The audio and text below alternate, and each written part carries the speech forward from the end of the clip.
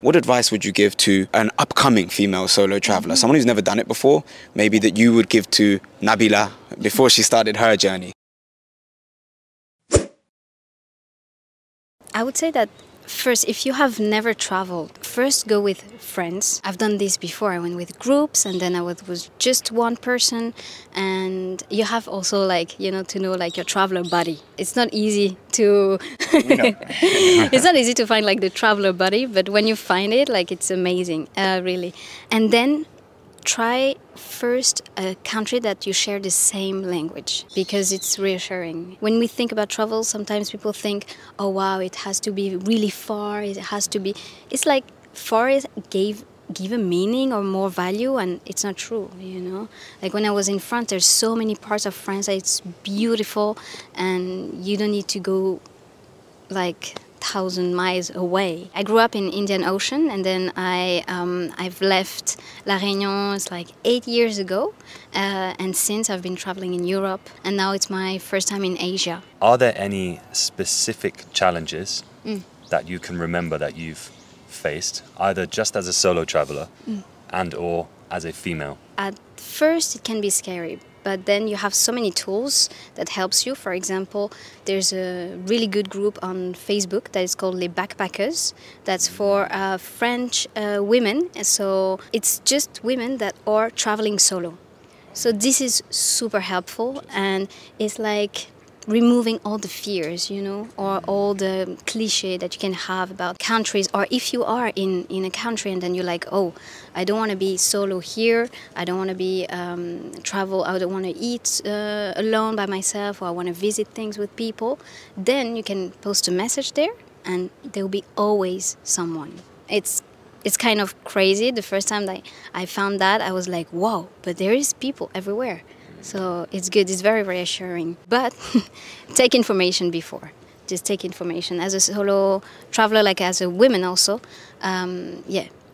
take information. I'm trying also in countries that I really don't know to, keep in a state of full awareness of where I am, what I'm doing. So I don't drink, I don't do drugs. And it's just to be really aware of what you're doing, because you never know. Just something that I've learned really recently with arriving here in South Korea is it had been a long time that I didn't feel that, the feeling when you're traveling and you're changing completely country, the environment is another language and you're like, oh my God, what is happening?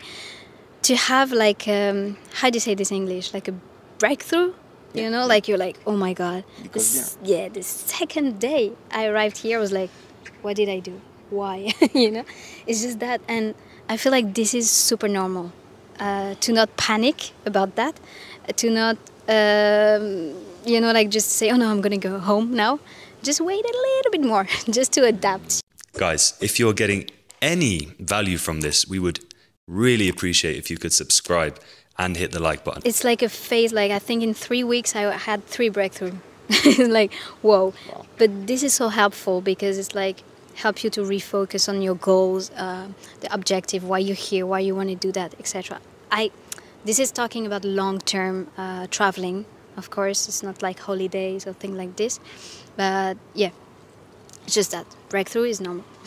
What I'd like to ask is, maybe you can have some of the best moments or amazing memories through these adventures that you could share. I went to Granada, so in the south of Spain last year, and it was one of the most magical moments that I've passed there. And I was solo. I was never alone, really.